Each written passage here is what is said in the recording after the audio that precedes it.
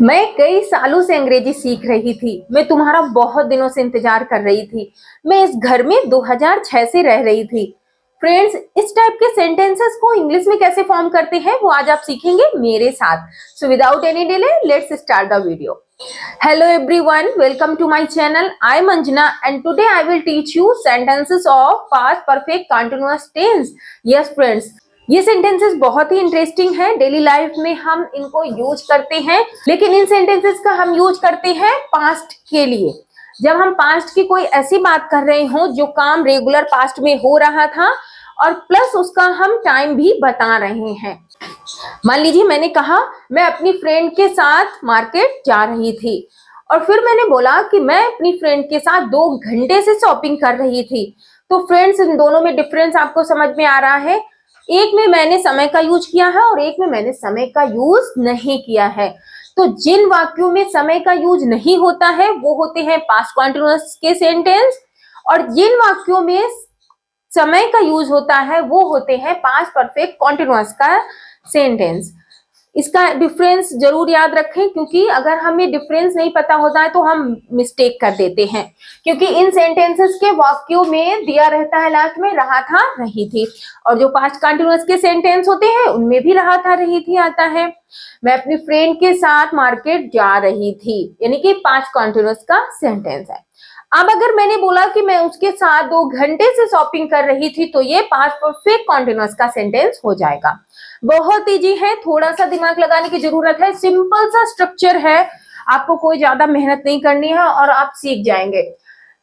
तो जो past continuous का सेंटेंस बनाते हैं उसमें हम वाज या वर प्लस वर्ब में आईएनजी का यूज करते हैं, और इसमें समय दिया रहता है तो इसमें हम हैड बीन का यूज करते हैं, प्लस वर्ब में आईएनजी का यूज इसमें भी होता है।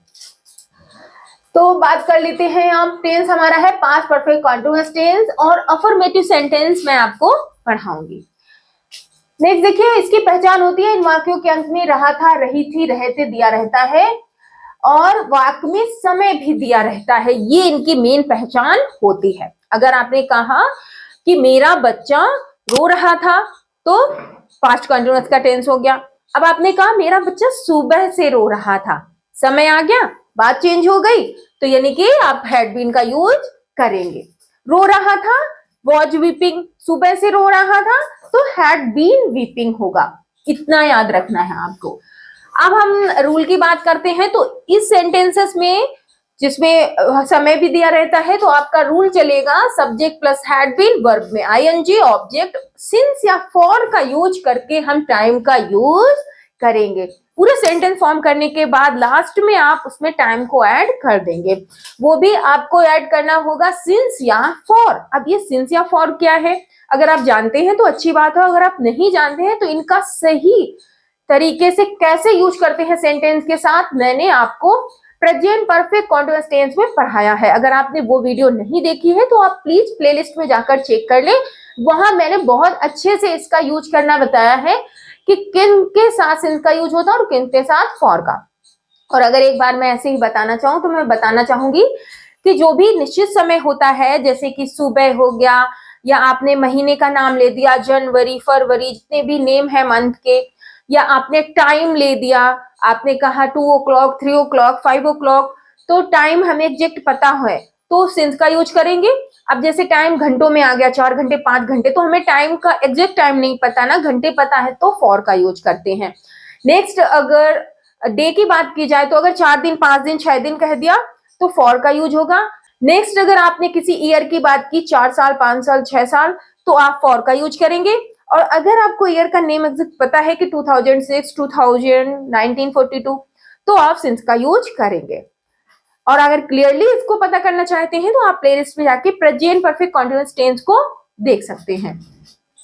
तो नेक्स्ट देखिए, सेंटेंस कैसे बनाएंगे। बच्चे सुबह से क्रिकेट खेल रहे थे। मोस्टली वो अपने घर में ऐसी बात करते हैं, किसी को कुछ बात बता रहे हैं, तो अगर हम ये कहते हैं कि बच्चे सुबह से क्रिकेट खेल रहे थे। अब मान लीजिए आपने कहा बच्चे सुबह से पढ़ रहे थे, या बच्चे सुबह से टीवी देख रहे थे, या कोई काम कर रहा है रेगुलरली, काफी देर से कर रहा है, तो आपने उसमें टाइम भी ऐड किया हुआ है, तो आप अपने सेंटेंस को कैसे फॉर्म करेंगे? बहुत इजी है। सब्जेक्ट का यूज करके आप हैड बीन का यूज करें, वर्ब में आईएनजी को लगाएंगे। तो देखिए, सबसे पहले बच्चे हमारा सब्जेक्ट था, हमने बोला the children. Next had been का यूज हो गया, वर्ब में आईएनजी, तो खेलना वर्ब था तो वर्ब में आईएनजी प्लेइंग यूज हो गया। नेक्स्ट क्या खेल रहे थे? क्रिकेट, तो प्लेइंग क्रिकेट। अब सुबह से, तो सुबह से, रात से, शाम से, ये जो डे के टाइम है इनके लिए सिंस का यूज करेंगे, सिंस मॉर्निंग। नेक्स्ट देखते हैं, मैं कई दिनों से तुम्हारा इंतजार कर रही थी। मैं कई दिनों से तुम्हारा इंतजार कर रही थी, या कई दिनों से तुम्हें बुला रही थी, या मैं तुम्हारा बहुत देर से मोबाइल ट्राई कर रही थी।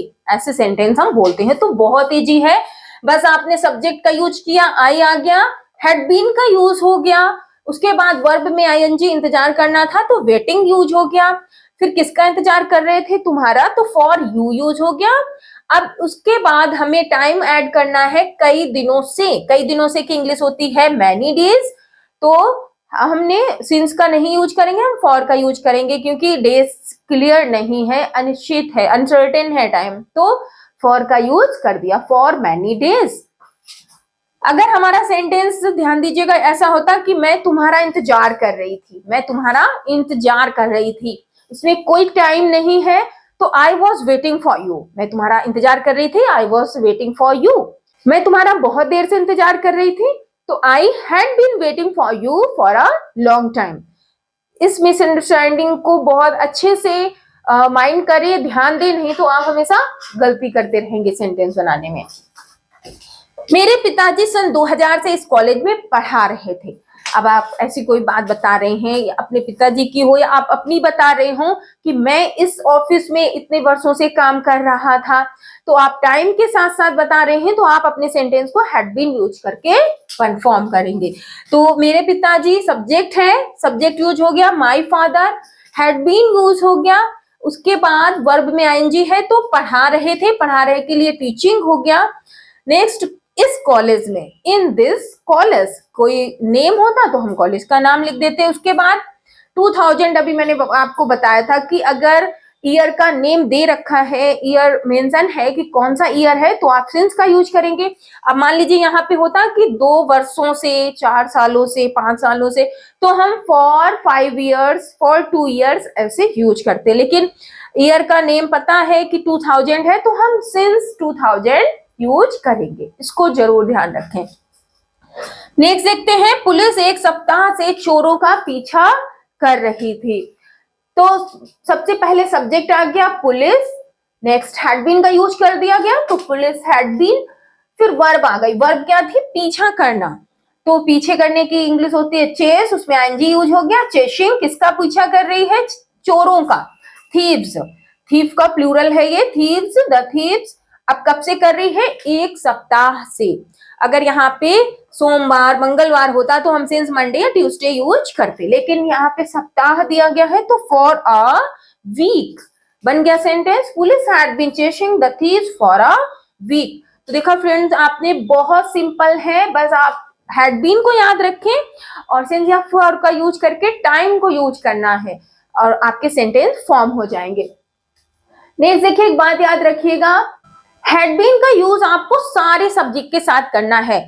आपका सेंटेंस, चाहे आपका सब्जेक्ट चाहे प्लूरल हो चाहे सिंगुलर हो, आपको हैड बीन का ही यूज करना है, नो कंफ्यूजन, बहुत इजी है। तो फ्रेंड्स, अगर आप इन सेंटेंसेस को डेली लाइफ में यूज करेंगे बनाने के बाद में, तो आपके लिए इंग्लिश सीखना बहुत ही सिंपल हो जाएगा। क्योंकि अगर आपने पढ़ लिया, सीख लिया और उसका यूज नहीं कर रहे हैं, तो आप बस भूल जाएंगे। और अगर एक बार में वीडियो समझ में नहीं आती है, तो 2 बार 3 बार आप देखें।